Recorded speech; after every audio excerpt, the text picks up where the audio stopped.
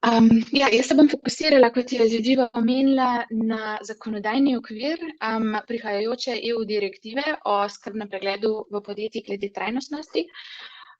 Začela bom malo širše, kot smo se lotili tudi tega priročnika, ki, kot je Živa omenila, današnje srečanje bazira na priročniku, ki smo ga pripravili skupaj z Marko Budlerjem.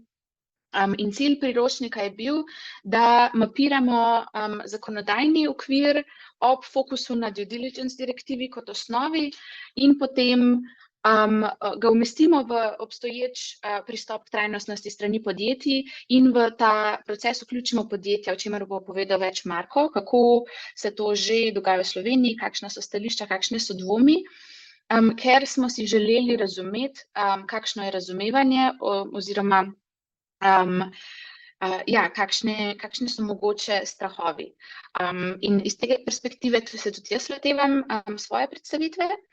Kot je omenila Živa, sem del dela strani nevladnih organizacij ob zakonodajnem procesu že od začetka te direktive. In predvsem prihajamo mi iz vidika, da je prihajajoča zakonodaja nujna.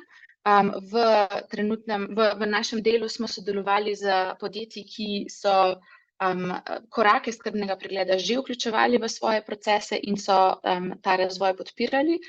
In bi predvsem rada dosegla po današnjem srečanju, da mogoče tudi vam lahko ponudimo neko osnovno sliko tega, kaj bi to pomenilo, razjasnimo nekaj vprašanj. To je bilo super, da ste nekateri že pustili svoje vprašanja v prijavnem obrazcu. In bi bilo zato tudi super, če lahko po koncu predstavitev ravno zato sodelujete in postavite še kakšne nadaljnje vprašanja, ker je to tako nova tema, da se težko premikamo naprej, brez da sproti odprto naslavljamo kakšne nejasnosti, ki jih mogoče kdo lahko vidi. Tako da začenjam z širšimi zakonodajnimi okviri, samo zato, da umestim, ker sem v vprašanjih zasledila, da se mogoče dogaja kakšna nejasnost o tem, kaj spada kam, pod kateri zakonodajni okvir. Potem se posvetim direktivi in končno si lahko pogledamo potem časovnico. Čisto samo za osnovno sliko govorimo o direktivi o skrbnem pregledu v podjetjih glede trajnostnosti, ki je eden od pomembnih gradnih delov novega pristopa Evropske komisije k izvajanju zelenega dogovora in tako tvori celoto skupaj z direktivo o poročanjih, direktivo glede poročanja v podjetjih o trajnostnosti in naprimer z uredbo razkritih povezanih s trajnostjo v sektorju finančnih storitev in naprimer zeleno taksonomijo. To se širi še naprej, zato nisem zaključila puzla, obstajajo še sektorske direktive. Vse to pregledamo tudi v priročniku.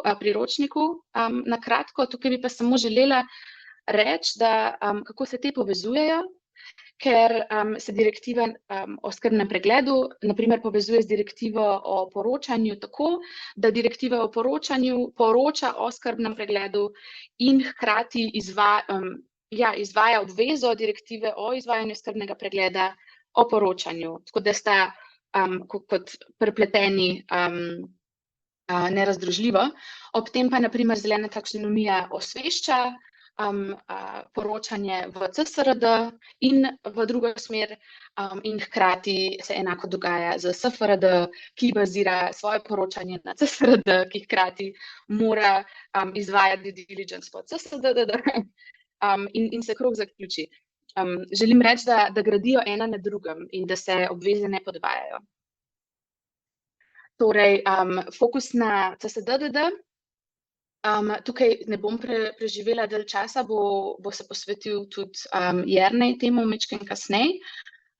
Izvor obveze v podjetjih za izvajanje skrbnega pregleda ni nova stvar in tudi ima zares svojo izvorno zgodbo ločeno od razvoja ESG modela, ampak se je začela v Združenih narodih več kot 10 let nazaj, ko je zato bil nameščen poseben poročevalec ki je nato leta 2011 objavil smernice OZN za spoštovanje človekovih pravic v gospodarstvu, ki se bazirajo na obstoječem poslovnem procesu skrbnega pregleda, ampak ga obrnejo, tako da govorimo o tveganjih strani podjetij za zunanje deležnike in ne obratno. Tukaj ne govorimo o tveganjih za podjetja.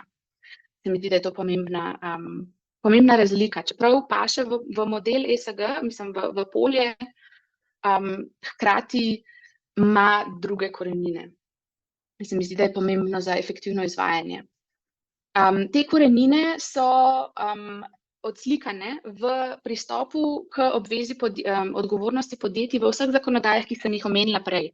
Vsaki od teh zakonodaj se referencira osnovni model korakov skrbnega pregleda, ki jih je začel vzpostavljati model United Nations Guiding Principles, ki sem ga prikazala prej.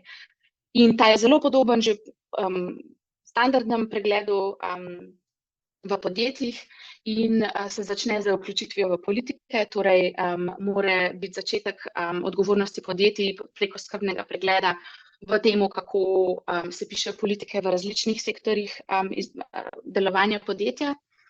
Potem sledi prepoznavanje negativnih vplivov, practical risk assessment, temu sledi ali preprečevanje potencialnih vplivov ali pa odprava negativnih vplivov, ki se že dogajajo. To se dela po predlogu Evropske komisije, bi se to delalo na podlagi povišanega tveganja, se pravi risk-based approach, torej ne vse naenkrat, ampak hkrati tudi ne najprej tiste, ki so najlažji, ampak se mora podjetja najprej posvetiti tistim tveganjem, ki so najhujša, ki bi imela največje posledice, če bi bila nenaslovljena. Ob tem igra vlogo tudi možnost vpliva se strani podjetij, se pravi, kjer ima podjetje več vpliva na svoje dobavitelje, nosi tudi večjo odgovornost za posledice ravnanja teh dobaviteljev. Naprimer, če je podjetje kupec 1% proizvoda nekega podjetja, potem je ta odgovornost bistveno nižja, kot če je kupec 70% proizvoda nekega podjetja. Ne? Ob tem obstaja obveza za sodelovanje z državnimi organi pri zagotavljanju popravnih sredstev, se pravi, tukaj pride v igro mehanizmi kot naprimer sodišča ali pa druge vrste nadzora.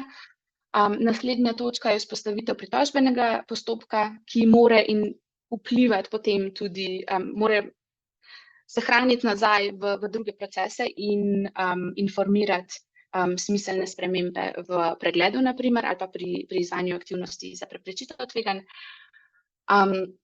Ob tem mora podjetje spremljati učinkovitost svojih aktivnosti, ki jih sprejme v tem koraku, in to potem mora naprej spet osvestiti nadaljne plane in končno podjetje mora o tem procesu javno komunicirati.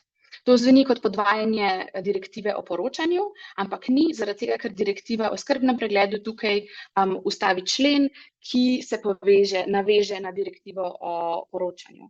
Za podjetja, ki pa niso krita strani direktive o poročanju, to so naprimer podjetja, ki niso v EU, ampak so vsem krita strani CSDDD, se pa potem vzpostavi ekvivalenten okvir, ni pa podvajanja.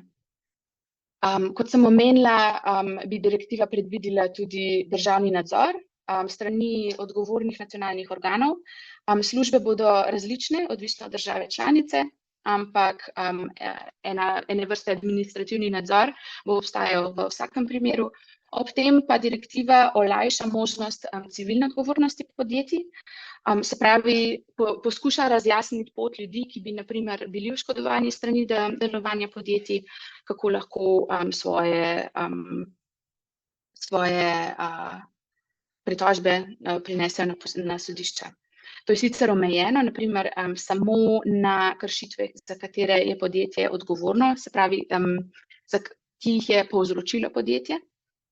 Tako da tukaj ni nevarnosti, da bi se naprimer dogajale tožbe za aktivnosti, na katere podjetje ni imelo vpliva. Torej, kdo bo krit?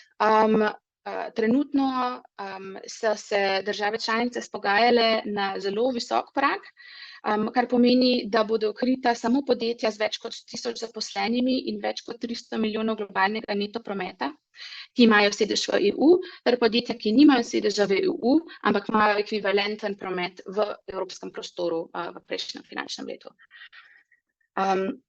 Potem, bi pa želela še zadnji moment izkoristiti za to, da poudarimo, tukaj direktiva se res nanaša samo na največja podjetja. Ob tem pa se sliši veliko glasov iz strani gospodarstva, ki opozarjajo o tem, kaj pa bremena za mala in srednje velika podjetja. Kot prvo, direktiva se nanaša samo na velika podjetja, se pravi, katerekoli odgovornosti pravne ali administrativne, ki sem jih omenila prej, lahko nosijo samo ta velika podjetja. Nekatera manjša podjetja pa bodo definitivno čutila posledice direktive, zaradi tega, ker bodo delovali kot dobavitelji večjim podjetjem. Kot dobavitelji večjim podjetjem bodo pa deležni ogromno podpore. Že sam predlog je bil napisan na način, ki je predvidel toliko podpore, plus med pogajalnim procesom sta Evropski parlament in svet vključila več novih aktivnosti, ki naj bi zaščitil mala in srednje velika podjetja. Ena od teh, na primer, je bila vključitev obveze pregleda nabavnih praks v procesu preprečevanja in naslavljanja že obstoječih tveganj. To bo na primer kril več Marko, ki bo govoril več v vlogi nabavnih praks pri izvajanju trajnostnih ukrepov.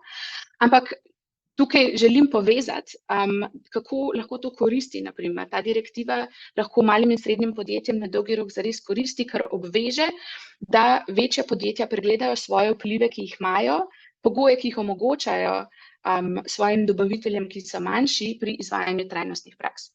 To, na primer, vključuje tudi obveza poštenih pogodb, ko pride do partnerjev, ki so mala in srednje velika podjetja. To je specificirano, da morajo pogodbe z malimi in srednje velikimi podjetji ob tem imeti podporne ukrepe. Za mala in srednje velika podjetja to lahko pomeni capacity building, to lahko pomeni finančna podpora.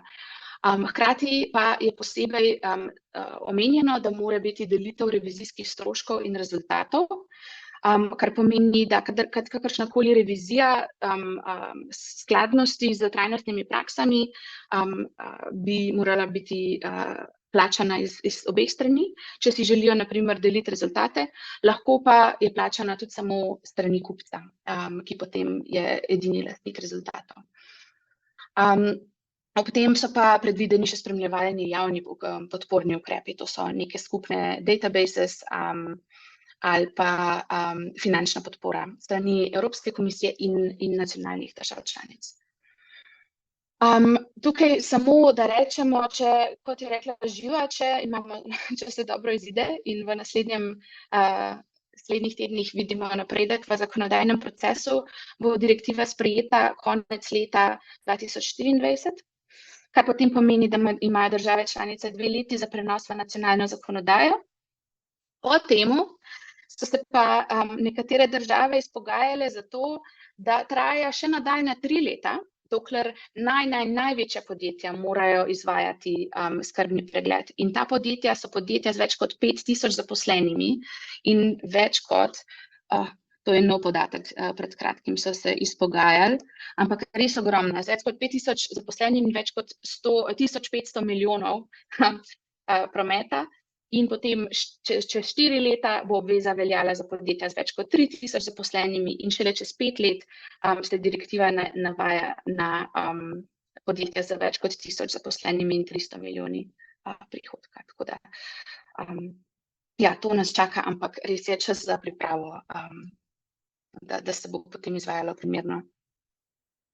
In tudi to z moje strani. Hvala. Hvala, Elena, za to izčrpno predstavitev. Jaz mislim, da je res nujno, da se začnemo pripravljati ne samo zaradi te zakonodaje, kot obstaja, temveč tudi zaradi različnih vidikov konkurenčnosti tistih, ki bolj trajnostno delujejo in zaradi enostavno potrebe po spremembi nekaterih spornih praks, in zato rabimo tudi neke podporne mehanizme,